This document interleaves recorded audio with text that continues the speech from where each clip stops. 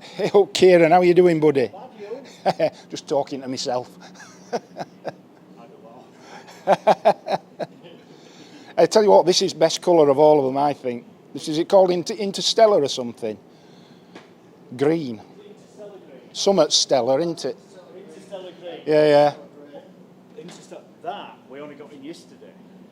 Oh, this one? That. Well, this one here when I came then? No, right. That's the Interstellar grey, they call it. All right. And I like that. Yeah. That's always been my favourite. Yeah, until that came along. Like, ooh. And that's the touring, isn't it? That's the touring. All that's missing off that, I've got panniers. The backrest. Oh, yeah. It's got what the class is the Celestial. Yeah. So you've got where the black one's the Astral. Right. So that's the Astral. Yeah. The same with the demo, the Astral Blue, Astral Black. Yeah. Then you get obviously Interstellar Green, Interstellar Silver. Yeah. Then the Celestials, which is that, and they do a blue one. Right. The Celestials come with the screen, the touring seat, and the backrest. Right. I've just got to fit the back. So the boxes are extra on these? All the panniers and things. Yeah. They're going to bring out probably about May time when they come out. All right, so they're not out yet, right? The accessories aren't out yet. They've got the bikes out. They get the bikes and then they'll launch the accessories afterwards, just so people can have the bike. But obviously the accessories on those, your screen, your touring seat and your backrest, come with the bike. You know, well, I've not ridden one yet, obviously, but that'll be different after today. But the more I look at something like that, the more I'm tempted. I've ridden, obviously, our demo one. I've only ridden it around the car park because when we got it in, we didn't register it. Yeah. It was like launch it, get it out there. Yeah. Just to ride around the car park, it was lovely. I can't wait to get out on the road. No, they're a beautiful looking thing. I mean, as an aesthetic exercise alone, they're just a piece of art.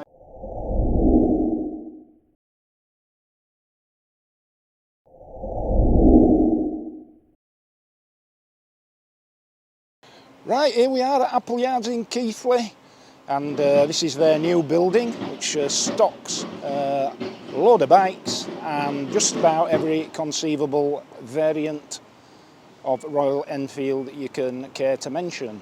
Anyway, today we're going to be riding this here, Royal Enfield Super Meteor 650. And in that cracking blue colour there. They also have variants in silver and Interstellar Green, I think it's called. Interstellar Green and Interstellar Grey, which they have for the touring models. And this one, the standard Super Meteor 650 in rather fetching blue stroke lilac. So without further ado, let's crack on and get riding this here beautiful looking motorcycle.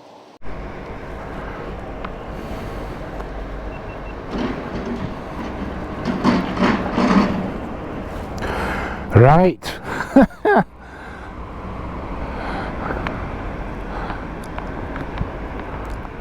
Right, it's camera action, eh? Appleyards Motorcycles in Keighley, now stockists of the entire range and colourways of Royal Enfield, amongst others. Get yourself down here, plenty of demonstrators to check out. Great guys here, Lewis and Kieran and Michael, and yeah, thanks in no small part to them my first ever ride on this motorcycle, and for that matter on any cruiser with forward controls. Let's see how we get on here.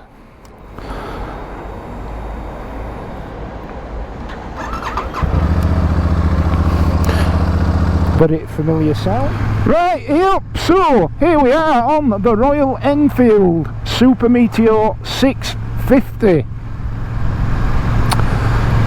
About 3 minutes out of Appleyards in Keighley. And first impressions, well, first off, that engine's very familiar. Obviously it's the same engine as my Royal Enfield Interceptor, that glorious parallel air and oil cooled twin. And on this bike, as with the others, kicking out around 47 brake horsepower and 52 give or take, Newton meters of torque. And of course the forward controls on this cruiser style bike are not quite as forward as I thought they would be, although it is said that the riding position on the touring variant of this, the Super Meteor Tourer, is a little bit more cruiser like. I have to say there is more of a sense of sitting on than in this bike, and I'm willing to bet that the Tourer is more of an in than on, if you see what I mean. But really comfortable, you could ride all day like this. Right, so let's start by checking off how she performs on a faster road, and we're going to go down the Air Valley Trunk Road,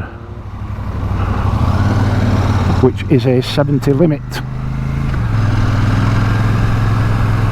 And just taking it a bit easy here. A, it's not my bike, and B, the roads are wet, so I'm not going to be throwing it about. But, yeah, okay, off we go. And fourth, fifth,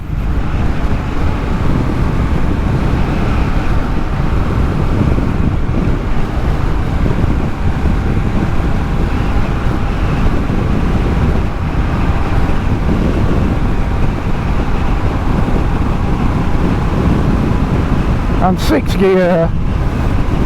No rev counter, unlike the Interceptor, but now at 60 miles an hour, and hardly feels at all as if it's breaking sweat.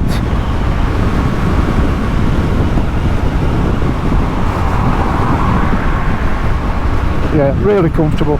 I mean, obviously a naked bike without a screen. The Tourer model comes with the screen, so there's a fair bit of wind blast, but it's clean air. There's no disturbing turbulence.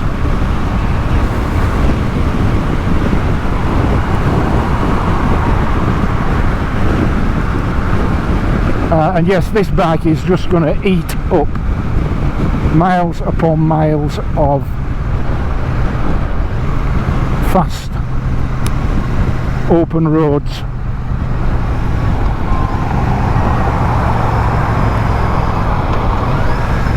So we will now venture towards the switchbacks. So the seating position, I don't know if you can see my legs there, but there's sort of 90 degrees, and obviously in the forward position. Nice and comfortable, I have to say.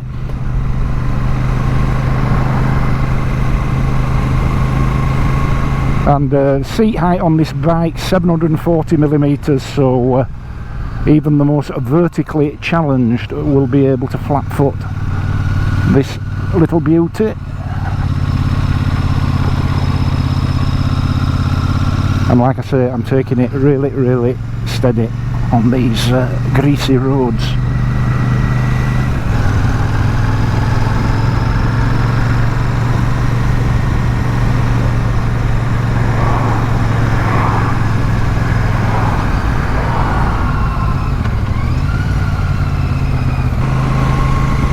So, first impressions then. Well, let's talk about fit and finish. So, best way that I could describe it is this, that this bike feels, in terms of its fit and finish, much more like the classic 350. Bearing in mind I have a classic 350, than it does the Interceptor. Now, I've observed in the past that although I absolutely love the Interceptor, and it's a beautifully presented, beautifully styled, beautifully put together machine, but I've always thought that the classic 350 just feels that little bit more premium in terms of its fit and finish. It's certainly got more heft to it, a little bit more gravitas, if you like, that you can feel immediately that you're upon the bike. And this Super Meteor 650 feels as if it's an evolution of the classic 350 more than it is an evolution of the Interceptor 650, albeit that it shares the same engine. But it's just got that heavy premium quality feel to it. You know, like the switchgear casings are metal. It's the same or very similar switchgear to the classic 350. And as you can probably see, the instrumentation is pretty much the instrumentation that you'll find on the Scram 411 and the standard Meteor. And the advantage that this has over the Interceptor is that it has got a gear position indicator, and it's got a clock, but unlike the Interceptor, no rev counter. But it really does feel, I mean, the best way I suppose I can describe it, it feels like it's been CNC'd out of a solid massive block of billet aluminium. Really does feel solid. Now its weight is 241 kilograms, and that is unbelievable, isn't it? That's sort of BMW GS territory, isn't it, for a 650cc cruiser? And I think much of that hiking weight, which is some 30 kilograms more than the Interceptor 650, which I wouldn't describe as a light bike, but it I think it owes much of that weight to the premium nature of its parts. A lot more metal parts on this bike, so Royal Enfield clearly have been happy to sacrifice a little bit of weight to be able to produce a very obviously high quality fit and finish to the bike. It feels unbreakable.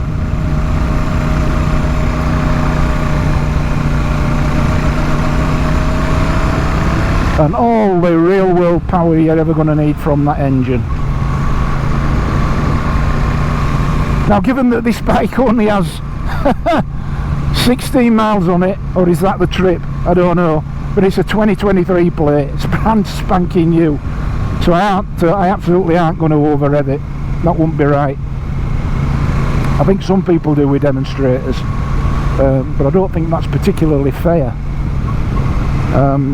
because it's not in the interests of the bike, and then at some point some poor soul's going to inherit it further down the line. So if you do test ride a bike, guys, have a bit of thought for its future life and any future owners it might have.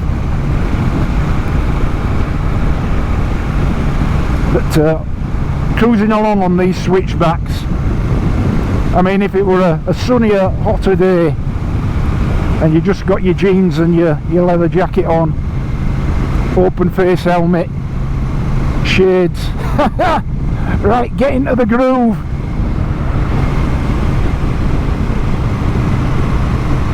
It's just a legacy on two wheels. It's a story, it's a way of life, it's a way of feeling, it's a way of engaging with the landscape, a way of engaging with your riding, and a way of, it's the symbiosis, isn't it? I hope that's not too big a word for them as you that's complained that I'm using too big a words. But there is a symbiosis between rider and machine, and it's very, very evident on this Royal Enfield Super Meteor, and supremely comfortable.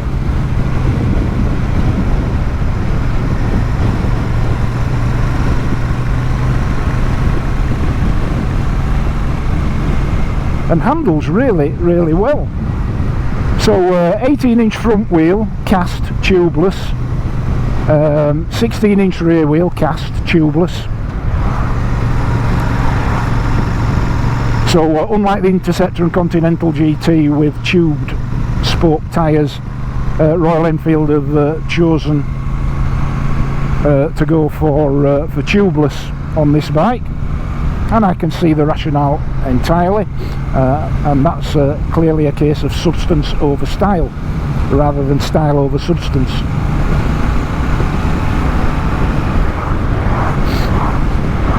And just ticking over now in 6th gear,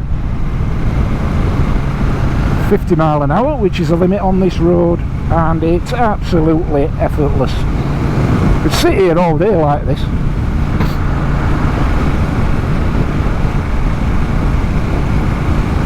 So yeah, handling's absolutely, I always tend to think, because obviously cruisers tend to have a slightly longer wheelbase, and there's a temptation to regard them as perhaps not turning in quite so spontaneously as bikes with shorter wheelbases and smaller wheels for that matter, but no issues at all.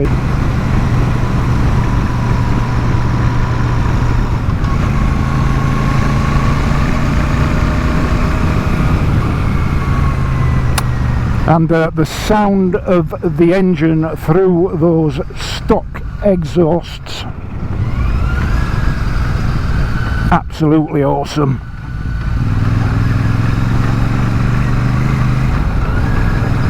Sound alone convinces you that you're on board an air and oil cooled parallel twin. No mistake, bags of character.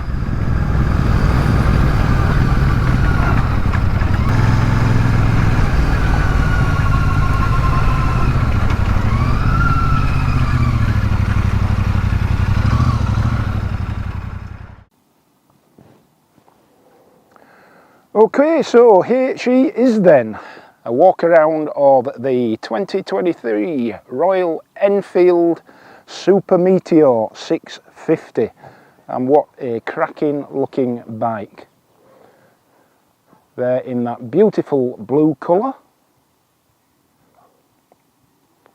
and so let's have a look at what we've got. First off, the instrumentation. As you can see there, it's the same instrumentation as the standard Meteor 350 and the Scram 411 for that matter, and the Hunter 350. So there you go, you get a gear indicator, a clock and your fuel gauge, and you also get the Tripper navigation, which works with the Royal Enfield app. And that works absolutely fine with my iPhone, certainly, so no issues there. And old school analog sweep needle speedometer, but no rev counter. But you're not going to miss a rev counter on a bike like this. So as you can see there, Showa upside down forks at the front, and some top quality looking hardware in terms of the fit and finish.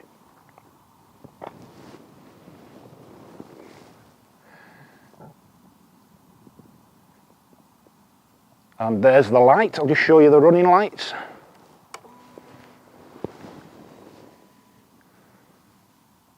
And as you can see there, LED DRLs.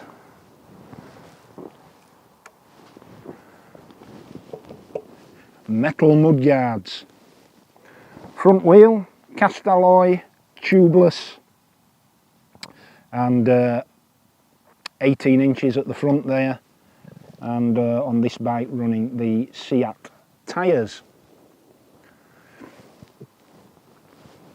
Fairly standard indicators,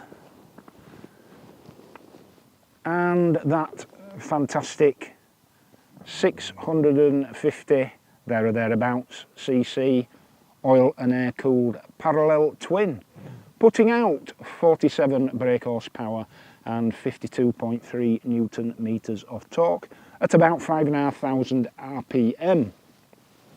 So you'll see there you get your centre stand, and the engine cases there are actually powder coated in dark grey, so a lot easier to maintain than the polished alloy ones on the Continental and the Interceptor. So as I said, at the front, the brake's a 320mm disc with a 2-pot bi-brake caliper, and on the rear, a 300mm disc on a 2-pot bi-brake caliper.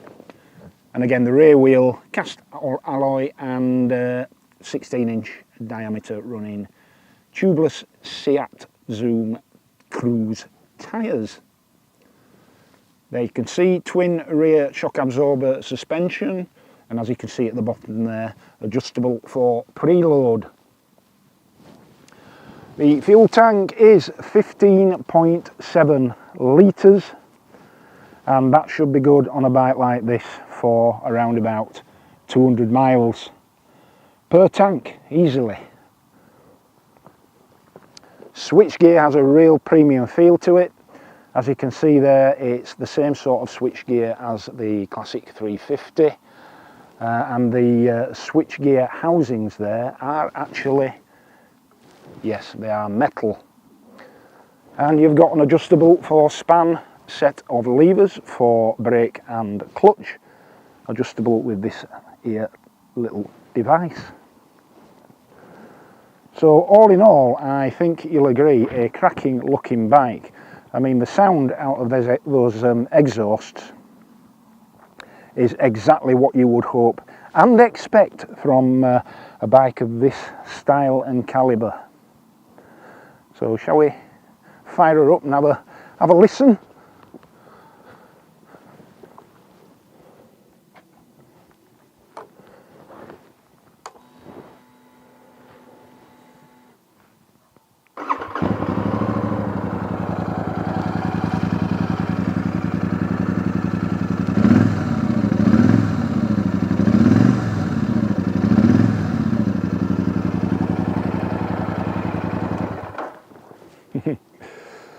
Very addictive indeed. Usual Mickey Mouse mirrors, great view behind, very clear. Of course, if you're a lover of bar end mirrors, which I'm not, you could always swap those out. It's what else can I tell you about the bike? It's a slipper clutch, feels very light, gearbox 6-speed, standard 1 up, sorry, as you were, standard 1 down and 5 up. Easy to find neutral, very snickety indeed, that gearbox. That's about it really, other than stating the obvious. Obviously you've got a substantially larger riding seat than there is a passenger seat, but obviously I'm not in a position to comment upon pillion comfort. So I'm just going to pop myself on the bike, and you can see what the seat height looks like. I'm 6'1" with a 32-inch inside leg. So just have a look at me on the bike here.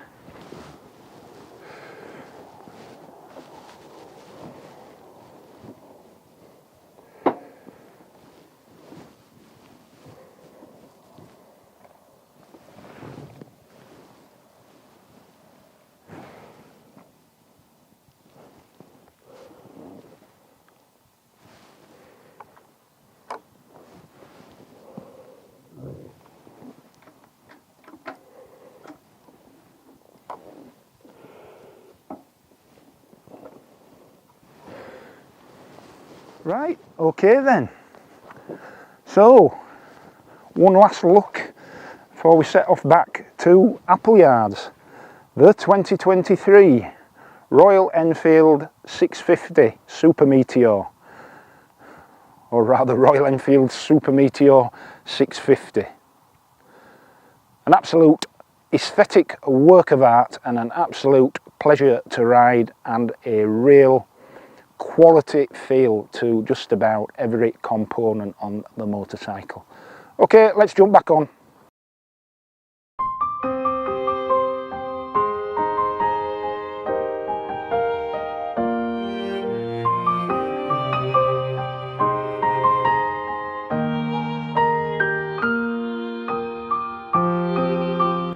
Okay, hope that was of some interest to you. Thanks ever so much for watching. You know, I really enjoyed my ride out today on that Royal Enfield Super Meteor 650. It's an absolutely engaging bike. It looks like a work of art, it rides like a work of art, and it just fills your heart with gladness. And come the sunnier spring and summer months, riding that bike down the country lanes without a care in the world is as close as any soul, however troubled, will get to motorcycling heaven.